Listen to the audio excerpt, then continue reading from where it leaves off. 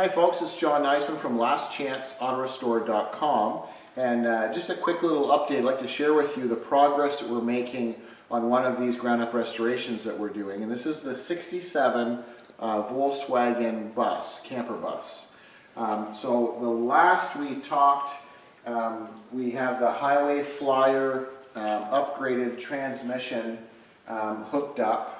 And then we had a rear disc brake conversion kit, and we had laid it out on the table. So now we have this kit installed. So I'd like to share with you what it looks like.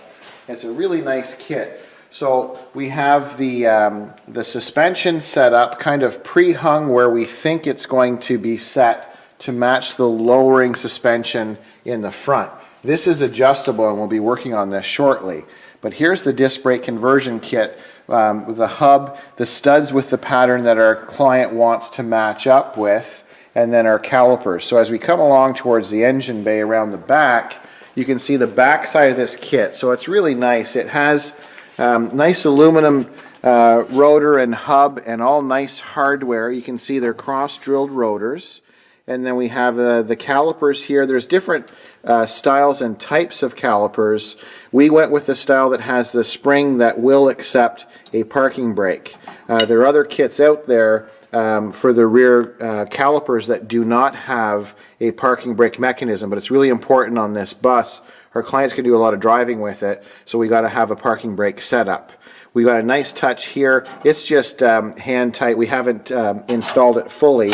But instead of going with a normal brake line for the rear, just a rubber line, we've gone with a stainless steel braided line with the banjo fittings, which will be a nice touch. So this is just, once again, it's just kind of sitting in place. Because what we want to do is we want to be able to dry fit everything in first. So we've done quite a bit of body work previously, and then we've replaced the mounts, the mounting points and so on the vehicle, and then we have the Highway Flyer transaxle in place.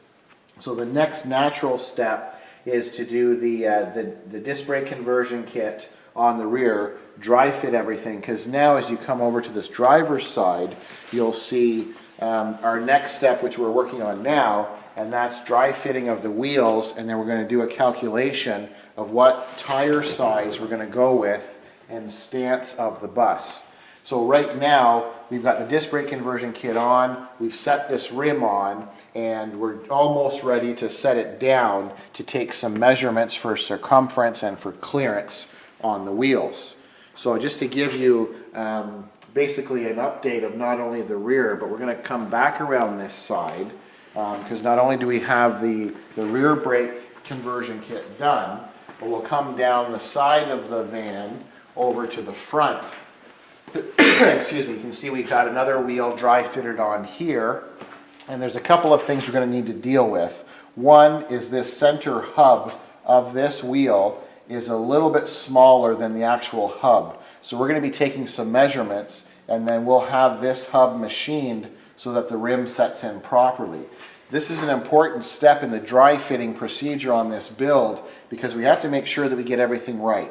Because once we have the brake kit installed and the calipers on, we have to make sure that our choice of wheels are correct so that the wheels get a lot of air movement and they also have clearance over the calipers, and then we have to make sure on the tires so that we've got the proper turning radius and no obstructions. So if we come around from the passenger side front over to the driver's side front, you can see the front nose and so on. Everything is coming along really well in terms of the body work, and making lots of progress there. We've dry fitted the doors on, and our gaps are getting to be quite nice. So there's still quite a bit of body work to do, but it's we're making really nice progress on it. And then when you come around to the brakes here at the front, so this is our driver's side front, you'll see we've got really nice setup here. We've got the Willwood calipers, the same style of hub and rotor, and they're cross-drilled.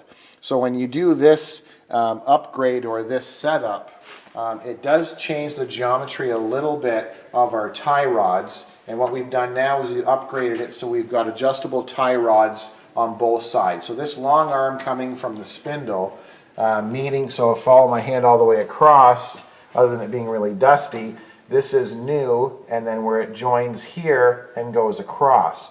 So these are adjustable, so when we do the dry fitting and we set everything in place, we've even got a new steering damper set up because the other one was damaged and bent.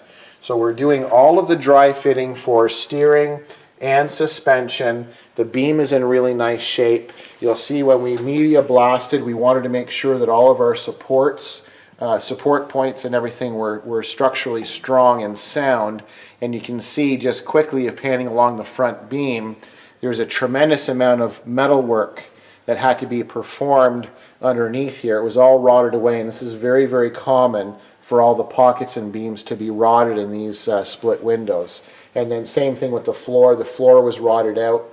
We have new floor pans in, and there's still quite a bit of body and detail work to do here because we want to make it look all natural. We'll be cleaning these seams up and protecting it with a two-part epoxy. But you can see how nicely everything is coming along. So very important steps. Don't mean to bore you with too many details, but when you look at a 67 split window and you say, well, wouldn't it be neat if we could lower the front suspension? If we do that, wouldn't it be neat if we could lower the back a little bit? And then we have to think as the builder, that's great. We never want to tell our client no, but we have to make sure that everything fits. So a lot of times we've seen projects that have just stopped because they're not taking these vital steps of dry fitting, planning, measuring to make sure that everything kind of fits with the whole build. So this is going to be a really neat vehicle because we've got an upgraded transmission. We'll be upgrading the engine, upgrading the steering and the braking system. So we have a really neat old style bus with upgraded new components, which is really going to make it steer and handle and brake substantially better than they ever did originally. And other than the stance and different wheels appearance, this is going to look very much close to stock. So this is one of the many projects we're working on here. This is the 1967 Volkswagen split window bus. I'm John from lastchanceautorestore.com.